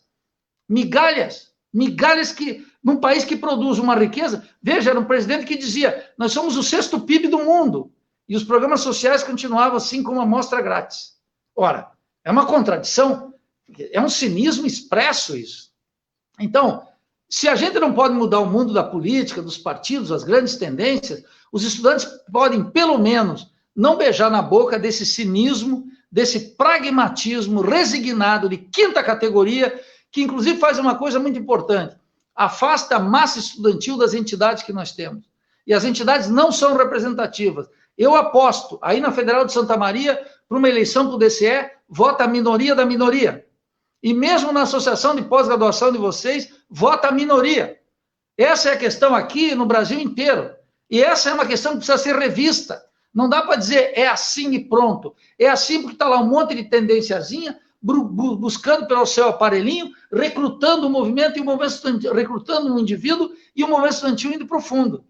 Sem armar, isso que é o mais importante, Marcela, Marcos e Maurício, sem armar uma crítica à instituição tal como nós temos. Se a gente quer efetivamente amar a universidade, se a gente quer uma defesa da universidade, a primeira coisa que nós vamos ter que fazer é criticar essa universidade, as suas limitações, porque senão vai acontecer algo que já está em curso. A direita, protofascista, reacionária, obscurantista, vem, faz a crítica e toca no coração das maiorias. Como esse protofascista Bolsonaro disse, quero mudar tudo isso que está aí, e milhões de trabalhadores votaram nele. Essa é a questão de um país que desarmou a sua crítica, que abandonou a crítica e que fez uma servidão voluntária terrível, se submeteu a uma razão de Estado. A razão de Estado é essa que está aí. É essa que está nos matando agora. Todos os inimigos que estão aí, que nós estamos acusando hoje, de que estão nos oprimindo, ele estava no meio de nós desde sempre. E ele foi alimentado também pela irresponsabilidade de políticas de governos e nossa. E é por isso que tem que ter uma ruptura com isso. E é por isso que um trabalho da associação de pós-graduação de vocês aí é fundamental. Ter um discurso nacional que influencie uma mudança na pós-graduação brasileira. O estudante brasileiro da pós-graduação não pode se levantar exclusivamente por causa do corte de bolsa. Tem que se levantar por causa do raquitismo científico e tecnológico do país, por causa da dependência científica e tecnológica, por causa da submissão e alienação cultural, por falta de uma educação científica, por falta de um mercado de trabalho decente. E ele vai ter que se jogar uma parte do seu pensar e do seu pulsar, ele vai ter que jogar na política. E a política agora não admite solução, senão uma solução extrema, porque a burguesia já fez a sua opção. Esse é o quadro que está aí. Como é que tu acha que nós estaríamos hoje se não tivesse a pandemia? Nós estaríamos preparando uma greve por causa de salários, nós professores, e os funcionários também. E eu não sei se no segundo semestre teria restaurante universitário para vocês. Muito provavelmente não. Como é que ia ser? O Bolsonaro já disse no semestre passado como ia ser, lembra? Contingenciamento e liberação mensal. Contingenciamento e liberação mensal. Ora, esse vai ser o drama quando acabar a pandemia. E quando acabar a pandemia, vai ser mais grave ainda, porque eles vão estruturar um reino de 1000 anos de uma austeridade contra uma área como a universidade. Por último, quero fazer um alerta, hein? A universidade atual é absolutamente inútil para um país com tamanha dependência científica e tecnológica. Não é necessário essas universidades. Para um país exportador de produtos agrários e minerais, agrícolas e minerais, para que toda essa pós-graduação? É inútil. Eles não vão financiar por essa razão. Essa que é a questão. Não adianta colocar aqui, o obscurantista Ricardo Vélez, o obscurantista imbecil vai, tudo isso é verdade. Só que tem que entender a lógica, o que racionalmente eles estão montados. Montaram um país tão dependente e subdesenvolvido que não é mais necessário o nosso sistema de pós-graduação. E por isso tem uma lógica em ser destruído. Não é a maldade humana, não é que eles são canalhas. O juízo moral aqui sobra, não tem a menor importância. Como alertou Marx, e eu repito sempre, a moral é a impotência em ação. Não adianta chamá-lo de canalhas. Não adianta. De ministro idiota, obscurantista, e dizer que a pós-graduação contribui com a ciência brasileira, isso não resolve. Nós vamos precisar de uma mudança radical, meus amigos. Muito obrigado, professor. Encaminhando para uma parte final aqui da nossa live, eu não sei se o Marcos e a Marcela querem comentar alguma coisa. Oi. Ué. Alô, caiu fora do novo. Opa. Tudo bem. Ele volta.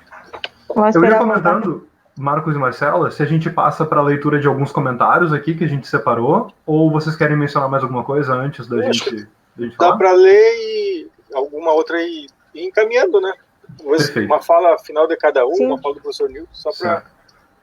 O professor Nildo, antes das nossas... Pode falar, Marcela.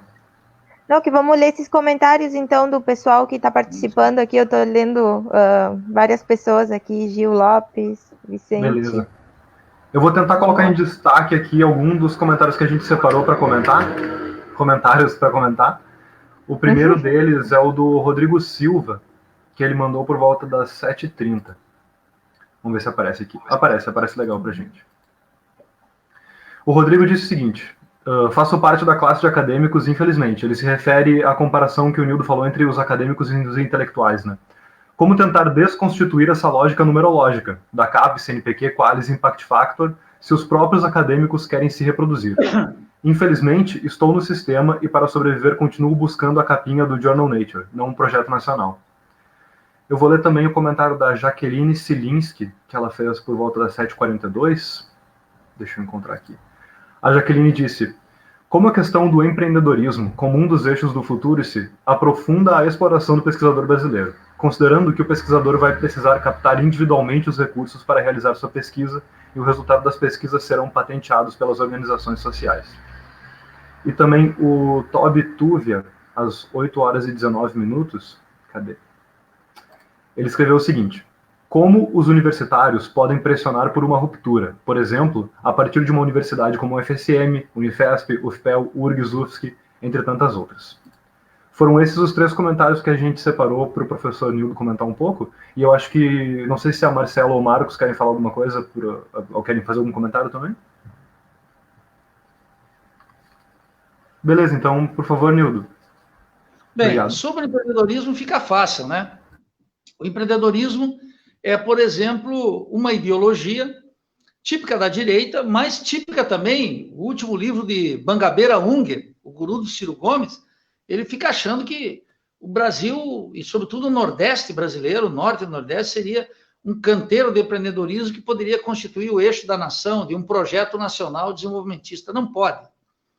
E o empreendedorismo, que foi essa ideologia que está aí muito espalhada em todos os cursos da universidade, com as empresas júniores, etc., tem agora que se defrontar que com a quebradeira generalizada e com uma coisa muito importante, gente, 80% dos novos empreendedores, eles desaparecem no primeiro ano de iniciativa. O que os dados dizem? E mais, daquele 20% que sobrevive, 60% desaparece nos primeiros 5 anos. De tal maneira que esse empreendedorismo é o caminho para a grande maioria do fracasso total. Essa é a primeira consideração que eu gostaria de saber. Segundo, não tem a menor possibilidade de o país se levantar através do chamado empreendedorismo. Empreendedorismo, como as empresas júnior, elas prosperam no meio da universidade porque os nossos cursos são tão alienados da universidade, os currículos são tão distantes da realidade, que o aluno vai para uma empresa júnior tomar um contato com algo concreto. É assim que é traduzido na cabeça dele. Então, ele se mete lá naqueles projetos. Muito poucos conseguem sua vida a partir disso. A grande maioria fracassa. Agora, o empreendedorismo foi uma potência utilizada aqui pelo liberalismo de direita, de Fernando Henrique Cardoso, como também pelo liberalismo de esquerda, dos governos petistas. O empreendedorismo era uma peça de organização de uma ideologia que tenta fazer um capitalismo popular, um capitalismo para os pequenos, percebe? Então, coloca ali o empreendedorismo. Agora, a outra pergunta que é o seguinte, estou dentro do sistema vivo dele, eu vou fazer uma expressão aqui, é pouco poética, mas ela é verdadeira. Se você estiver numa piscina de merda, você pode pelo menos não comer merda. Eu sei que não é poético, eu sei que não é elegante, mas é absolutamente indispensável para dizer o seguinte, eu entendo o que você está dizendo. Você está dentro de um sistema, eu esqueci o nome do aluno que fez a pergunta, mas a ele eu me dirijo.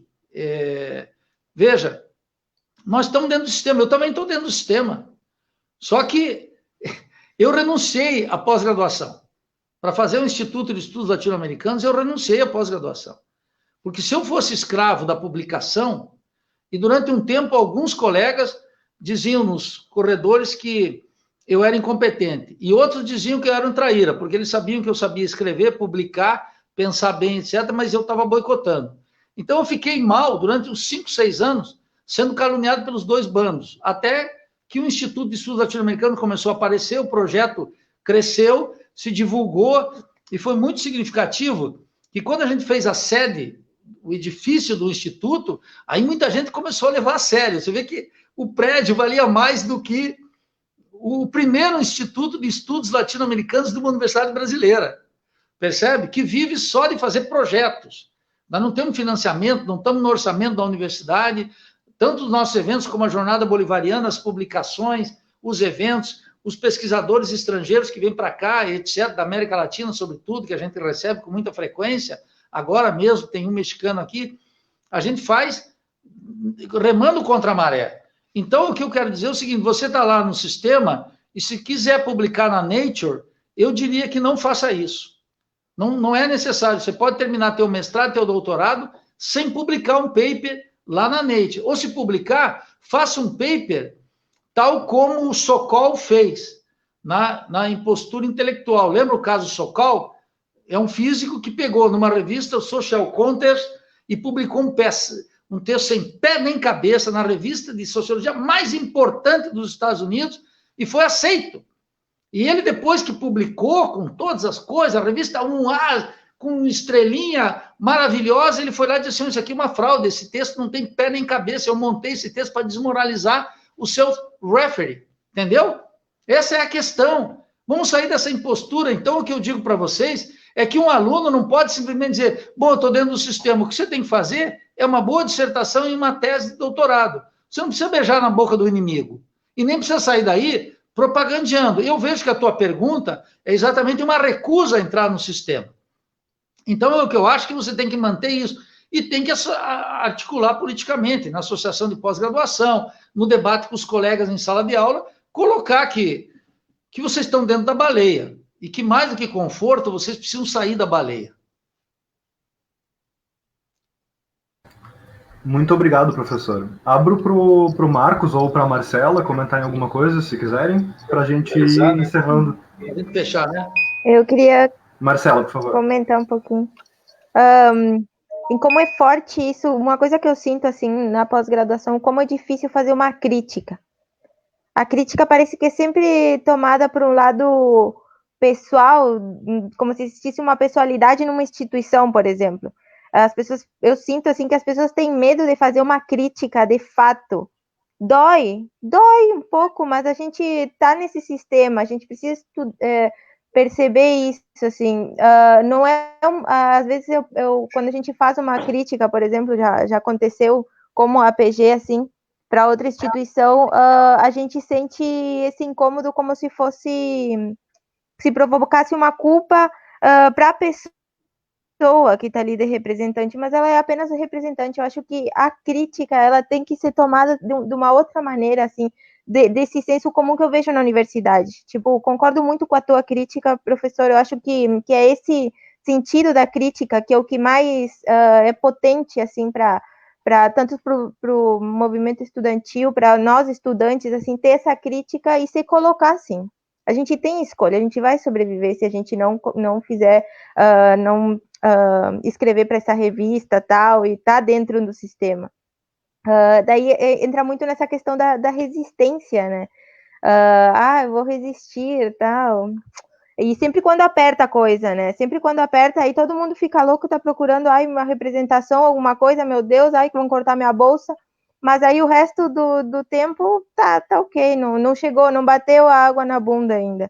E aí isso aí é muito complicado, porque aí que eu vejo que existe essa falta de crítica mesmo, que a gente, às vezes, por vezes, realmente a gente não vê isso em aula, em seminários e tal, é sempre essa reprodução, vamos deixar assim que tá bom, vamos deixar quieto, não complica, Marcelo. E isso é uma coisa que eu estava conversando esses tempos com o Marcos, dessa coisa da pessoa... Quando a gente faz essa crítica à universidade, a gente não está falando mal dos nossos professores, não tá querendo ofender ninguém, assim, é tudo uma conjuntura, que aquela pessoa está ali também, tá mexendo essa maquinaria, e aí, enfim, dá esse negócio, enfim, agora... Marcelo, eu acho que você... Posso fazer um comentário sobre o que a Marcela mencionou? Olha só. Você coloca 3 coisas aí que me capturam a atenção por várias razões. Aquele que diz resistência, ele está dizendo permaneça tudo como está. Ninguém pensa nisso. Não vamos resistir, significa mantenha as coisas como está. A gente tem que pensar dialeticamente isso. Resistir significa manter todo o resto como está. Por isso que eu sou inimigo da resistência. Eu sou a favor de uma ofensiva que supõe algo fundamental. Mesmo nas piores condições, sempre há algo para fazer para além da resistência. E é isso que nós temos que pensar. Essa é a grande questão. Aquele que diz resistir, para mim, hoje, é um impostor. É um impostor na política. Muito claramente. Porque quem quer resistir quer manter a ordem tal como está. E essa ordem está, a despeito da minha vontade, em completa dissolução. Querendo eu ou não.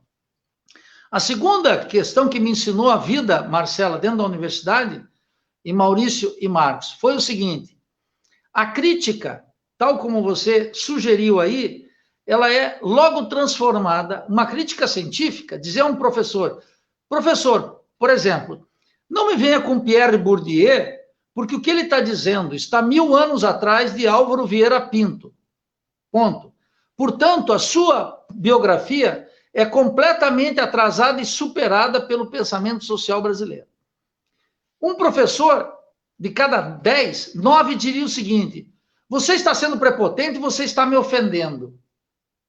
Transforma uma crítica de natureza científica numa ofensa pessoal com a astúcia deliberada de não querer responder o problema científico e teórico que você colocou. Então, no meio da universidade, na sala de aula, sempre se toma qualquer crítica como uma ofensa pessoal, como um mecanismo de desresponsabilizar a crítica no terreno científico. Pode observar, isso é regra, padrão.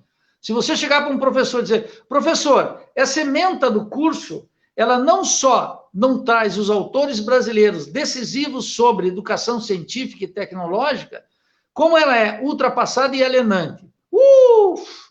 Tu vai ter que se cuidar, porque ele vai controlar tuas faltas e vai controlar as tuas provas ou as tuas formas de avaliação. E o professor exerce de maneira despótica o controle da frequência e o sistema de avaliação. Portanto, uma reforma universitária que é absolutamente indispensável tem que começar pela estrutura do currículo. Não adianta, o que os alunos fazem? Fazem ocupação de reitoria. E depois de ocupar a reitoria, 10 dias, quase matar um pró-reitor, ia tentar invadir as salas de aulas, e ocupar as salas de aula, e reverberar, e fazer não sei o quê. Eles vão para a sala de aula ler Kant na filosofia, esquecer Álvaro Vieira Pinto, reproduzir uma ciência de quinta categoria sem conhecer José Leite Lopes, não conhece a antropologia de Darcy Ribeiro, não conhece a crítica do Rui Mauro Marini, nada. Não conhece, nos cursos de administração, Alberto Guerreiro Ramos, não conhecem Marx. Então, veja, o sujeito é rebelde, ele é capaz de ocupar um restaurante universitário, e no mesmo dia ele volta para a sala de aula e disciplinadamente come 4 matérias cujo conteúdo é da alienação do começo até o último minuto. Que rebeldia é essa? Eu diria, isso é uma aparente rebeldia. Então, Marcela, o grande instrumento que uma grande parte dos professores, não são todos, eu adoro quando tenho estudantes brilhantes, e eu sempre tenho estudante brilhante na minha sala de aula, sempre, todo semestre. Às vezes tenho a felicidade de ter 3 ou 4, e eu só dou aula na graduação, dou 2 turmas. Então, veja, os alunos têm alunos brilhantes, verdadeiramente extraordinários. E veja o que os professores dizem. Pergunte para os professores com quantos efetivamente eles têm discussões teórico-metodológicas dentro do departamento. São pequenos grupinhos.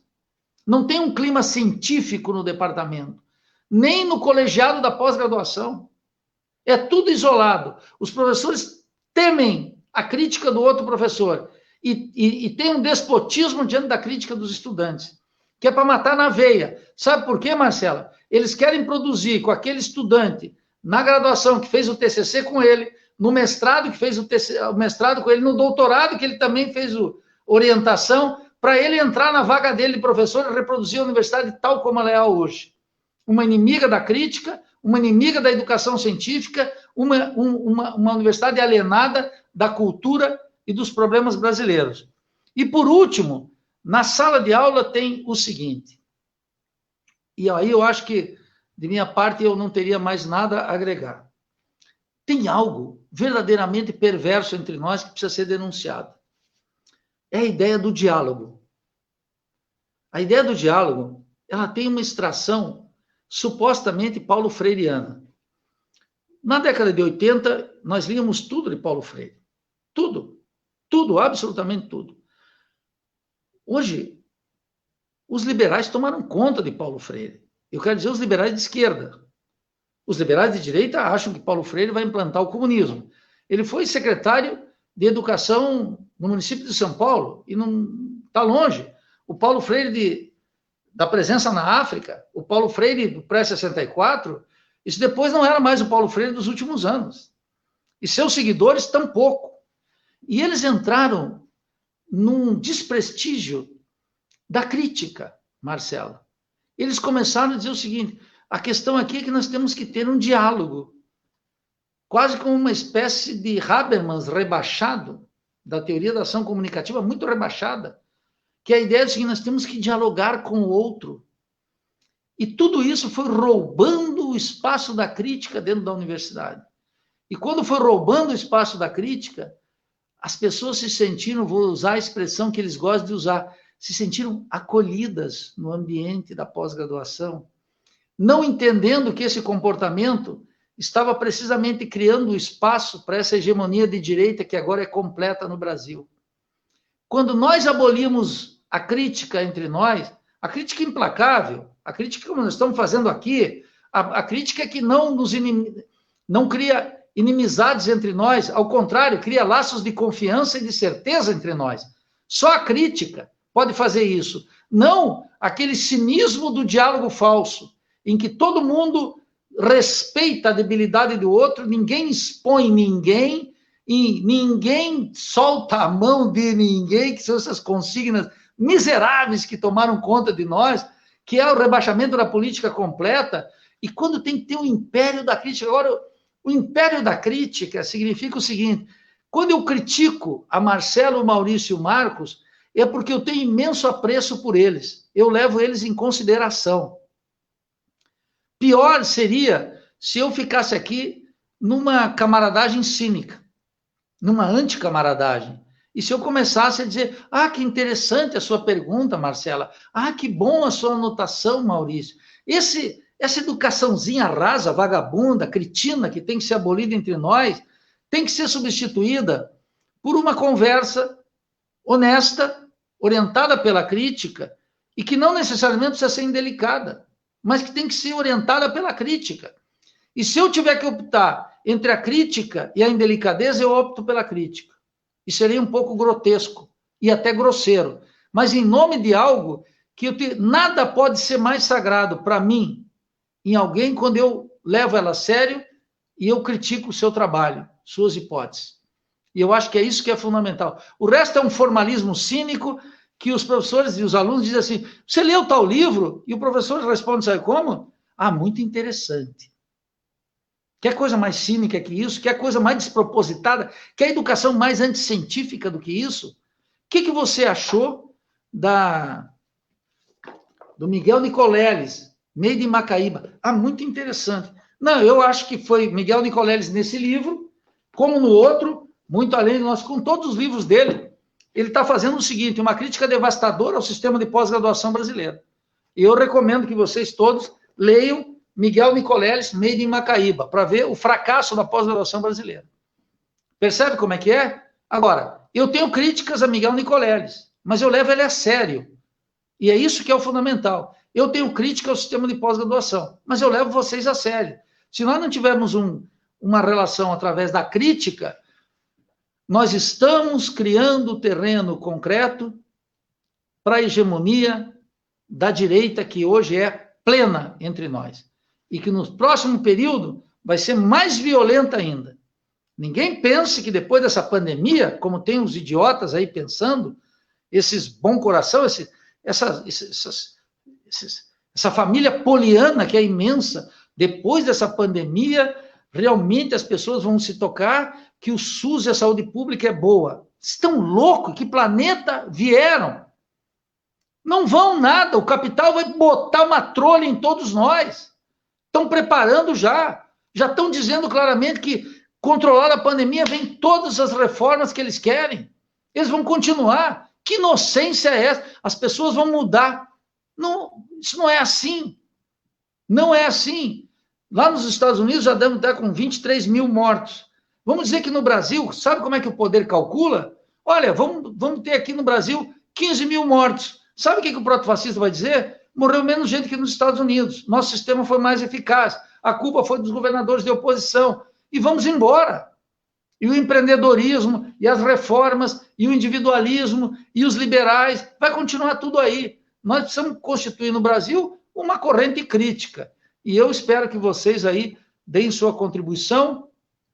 Eu aqui, no limite das minhas forças, também estou fazendo, está todo mundo se mexendo, e eu acho que nós temos que estar um bordão, mais do que o da resistência. Tem um gaúcho, que foi professor aqui, já se aposentou, ele dizia o seguinte: enquanto tiver bambu, vai flecha. E é isso que nós temos que fazer. Enquanto tiver bambu, vai flecha, gauchada. Não fique com essa conversa mole de resistência. Isso é degradação política, isso é degradação moral. Isso é a validação da ordem social, que é inaceitável para milhões. Ou nós assumimos a crítica ao sistema, ou a direita vai pegar a crítica do sistema para fazer um regime policial e uma universidade mais medíocre, ampliando a dependência científica e tecnológica e reproduzindo a dependência e o subdesenvolvimento como se fosse um reino de 1000 anos. Meus queridos, foi um prazer imenso estar com vocês. Agradeço imensamente conhecer aí o Maurício e a Marcela. O Marcos já conheço, camarada de peleia. Foi um prazer imenso. E sempre que vocês me convidarem, se todos nós sobrevivermos, eu, com imenso prazer, vou tomar uma cuia com vocês aí, lá por julho ou agosto. Valeu? Valeu, professor. Um grande abraço. Só para encaminhar e agradecer a sua participação, professor, e dizer que acho que foi marcante para nós da APG, no momento em que, se o estômago chama as pessoas para a rua, nós temos que sair, de fato, e aproveitar o momento para fazer a crítica, para ser propositivo enquanto a Associação de Pós-Graduação do FSM. Muito obrigado para quem esteve aí, se dedicou a escutar a conversa, e que outras virão. E obrigado pelo momento, pessoal. Acho que o Maurício vai falar alguma coisa, ou a Marcela. Por mim é isso e valeu. É isso aí, reitero aí o agradecimento para todo mundo que está nos assistindo e nos ouvindo. A nossa live pela ciência da gente de hoje vai ficando por aqui. Nos próximos dias a gente vai anunciar a próxima live com a Pró-Reitoria de Pós-Graduação e Pesquisa aqui da UFSM, que vai estar aqui para tirar dúvidas e conversar com a gente. Inclusive, reforço o convite para que os estudantes da pós do UFSM preencham esse formulário de consulta que a PG está preparando sobre como estão as e os estudantes durante esse período de isolamento, que logo vai ser publicado aqui na página. Vai servir para embasar a conversa com a PRPGP. A gente pretende também chamar outras APGs para conversar, grupos de pesquisa que estão estudando a Covid, especialistas sobre saúde mental e receber outros debates tipo esse sobre a universidade e sobre produção de conhecimento. Então, por favor, curte a página e fica atento para as nossas próximas lives. Muito obrigado para todo mundo que está nos assistindo. Um Obrigada abração, boa aí, noite. pessoal. Obrigadão. Obrigada. E até a próxima. Vamos dar. Tchau, tchau.